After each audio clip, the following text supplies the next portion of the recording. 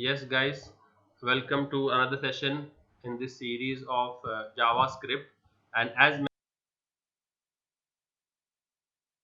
validation, the main task why JavaScript is used in web development is because it does the client side validation. So, this is a program wherein we have to accept details, the 6 details about a student while registration, and we have to check for these 4 validations. All the 6 fields are mandatory. So the first validation is you should fill all the 6 fields. So usually they put a red star, red asterisk besides the label indicating that this field is mandatory. Then the name field cannot will contain only alphabets. The name field will contain, so if we try to fill digits in this name field, it should not accept it. Second validation. Third validation, mobile number should be 10 digits. So mobile number should be 10 digits, not less than that, not more than that, and the pin code should be 6 digit, not less, not more. So let's design the body first using the form tag. So I have the code, I've done the code ready for you all. So here, so before the video, the code I had prepared. So is this clear, Neha, Nazish? Yes, sir. तो body के centre में H1 में student registration form आ गया, फिर form का नाम F1 है, और यहाँ पर क्या किया हुआ है, टेबल में किया, हम लोगों ने क्या किया है ताकि वो एक प्रॉपर अलाइनमेंट में आए. You see they are properly aligned, है ना, डेटा पूरा अलाइंड दिख रहा है ना, क्योंकि ये लेबल अगर हम टेबल में यूज नहीं करेंगे ना तो ये जो टेक्स्ट बॉक्स है ना वो ओ के बाद आ जाएगा, तो एकदम आगे पीछे हो जाएंगे. अगर ये टेक्स्ट बॉक्स है ना वाई के बाद में आ जाएगा तो सब टेक्स्ट बॉक्स आगे पीछे हो जाएंगे. तो उसके लिए क्या किया है, एक टेबल लिया है जिसका बॉर्डर नहीं दिया है, एक टेबल लिया है. have we given border to the table? We have not given border to the table. So it is a borderless table in which we are writing all this. So in the first row we'll have name of student and an input type text whose id is t1 and whose name is text box 1. Is this clear? And then we'll close the td, we'll close the tr. Is this clear? Then again we'll open a tr whose label is mobile number, and then next td is input type text is id is t2, name is tb2. Clear with this? Yes. So on and so forth, t4, t5 and t6, and in the end we'll have a button whose value will be submit, and on the click of which I will call which function? Submit function. And then we'll have one more whose type is reset, whose value is reset. Reset will reset all the text boxes to blank, and body close, html close, and the table also closes. Is this part clear, at least the html part? Yes, sir. So let's try to run the html part, at least the body. So what is lagging over here? html head, close the head and start the body. Clear with this? Yes, sir. And this I will name it as your assignment 8. It's assignment 8 in your slips.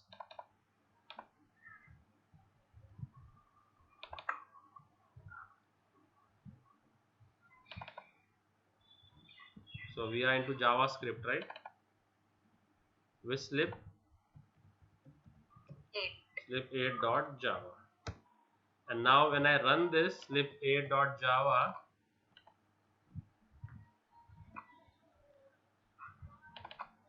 this is how it will look like. Oh no, I saved it .java. I should have saved it as .html. Yes, यहाँ गड़बड़ हो गई. .html तो वो खुलेगा browser में. तो dot जावा को डिलीट कर देते, डॉट जावा की जरूरत नहीं। स्लिप 8 राइट क्लिक किया, ओपन विद ब्राउजर किया तो ऐसे खुलेगा, देखो दिखा,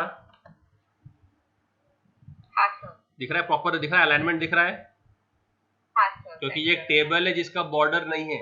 अगर मैं टेबल को बॉर्डर लगा दूं ना तो वो ऐसा दिखेगा, तो इसके लिए बॉर्डर नहीं लगाया तो अच्छा। तो if I put the border equals to 1, see how this will look, this will have borders now, but we don't want the borders, so I didn't give the border। दिख रहा है? हाँ सर, तो बॉर्डर रखना है क्या निकालना है? निकालना है, तो क्या करेंगे, बॉर्डर एट्रीब्यूट नहीं देंगे टेबल को, और ये उसका रो और वो सब हो गया। तो I save it, Esha Parekh has come, पता नहीं इसको क्या फायदा होगा उसके। तो ये समझ में आ गया इधर? Is this clear? हाँ sir, yes sir,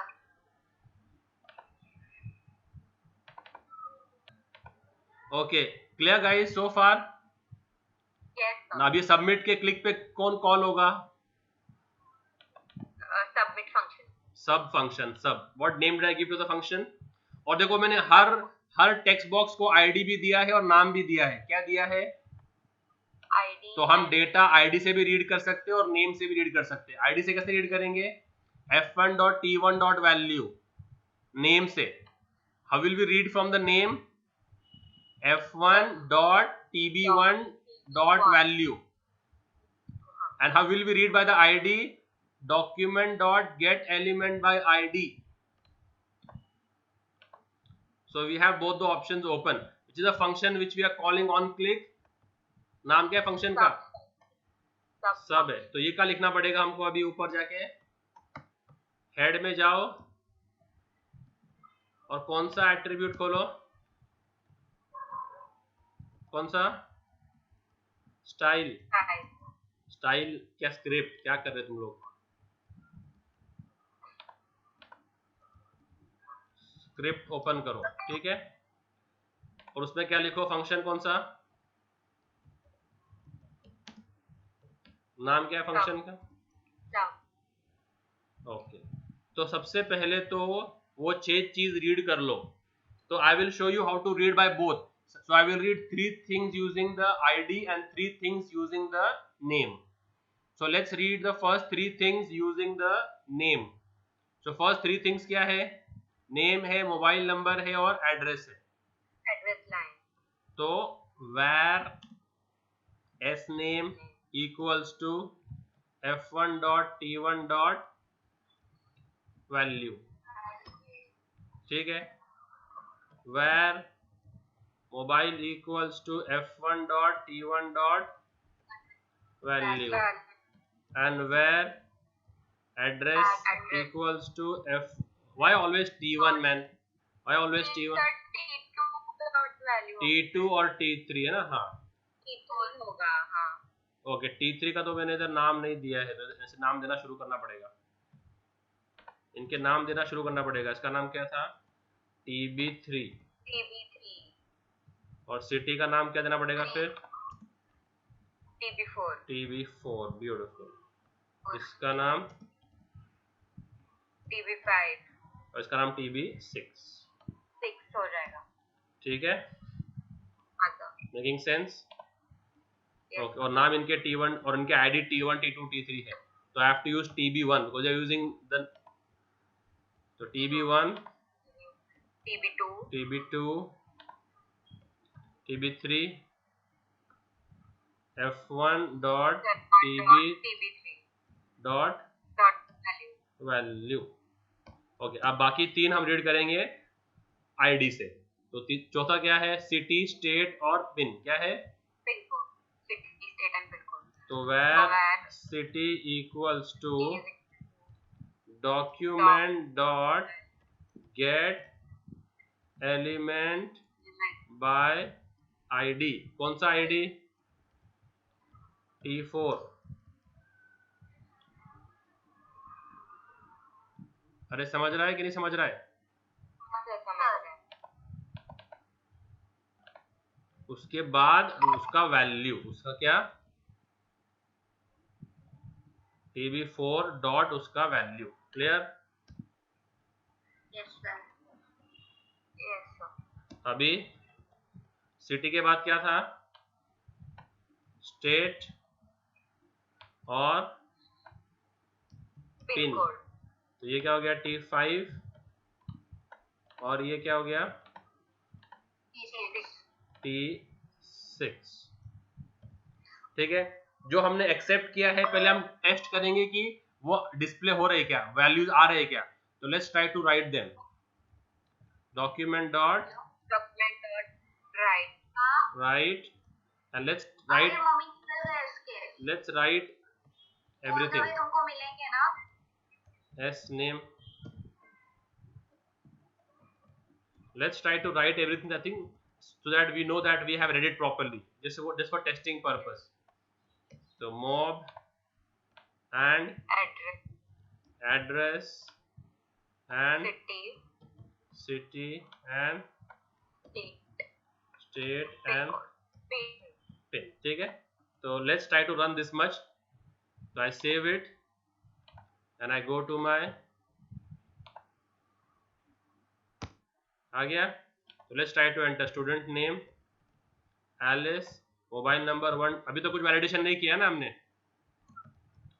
cam Pune, state MH, pin code 123 और मैंने सबमिट, दिखा रहा है, ये सब दिख रहा है, हाँ सर। मतलब डेटा आ रहा है, टेबल वेरिएबल्स में डेटा आ रहा है, ये प्रूफ हो गया। ठीक है, तो फिर इसको निकाल देंगे, इसकी हमको जरूरत नहीं है। तो वी आर कंफर्म कि we have got the values. Now first validation क्या है, first validation they can not be blank. तो what will we say, if S name is equal to खाली, क्या, यस, और mob is equal to empty, और address, address is equal to खाली, और city is equal city is equal to blank। okay, you can wish, if you wish you can remove the spaces over here, बहुत ज़्यादा space हो जा रहे हैं। और स्टेट, स्टेट कोई एक भी रहा तो भी बोलेंगे ना हम लोग, state is equal to blank, blank, और pin is equal to blank. तो क्या दिखाना है, तो उसके लिए अलर्ट है, क्या है, अलर्ट, क्या बोलेंगे, all text boxes are compulsory। समझ में आया? हाँ sir.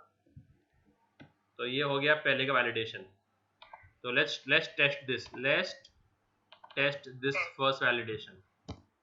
let's write the student name, mobile number को खाली छोड़ते हैं, ओके, और एड्रेस लिखते हैं, सिटी लिखते हैं, ये लिखते हैं पिन कोड।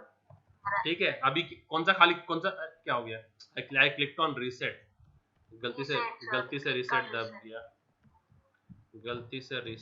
दिया, पुणे MH और पिन 123। अभी सबमिट करूँ इसको, क्या बोलेगा वो, mobile all text boxes are complete. आया? हाँ सर। तो ओके, अभी अगर मैं मोबाइल नंबर डाल दूं 123 और स्टेट को निकाल दूं तो सेम ये मैसेज दिखाएगा। ठीक है, और अगर हमने उसको भी डाल दिया तो फिर अभी नहीं दिखाएगा, दिखा है? हाँ सर। अगर आपको इंडिविजुअल चाहिए तो आप इंडिविजुअल भी कर सकते हो, फिर कोड बहुत लंबा हो जाएगा। आपको यू वांट इंडिविजुअल, क्या student name is compulsory, mobile number is compulsory, ये चाहिए क्या आपको? नो सर, बहुत लंबा हो जाएगा। ठीक है, फिर जाते हैं दूसरे उस पे, एल्स इफ, क्या, ठीक है, तो फोन, पहले जाते हैं हम लोग लेंथ चेक करते हैं मोबाइल नंबर की और उसकी। तो क्या करेंगे, इफ मोबाइल डॉट लेंथ कौन सा है?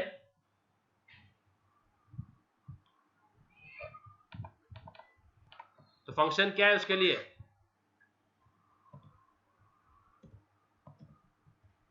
Mobile dot not equal to उसका लेंथ चेक करने के लिए if mobile dot length is not equal to, 10, तो क्या अलर्ट करेंगे?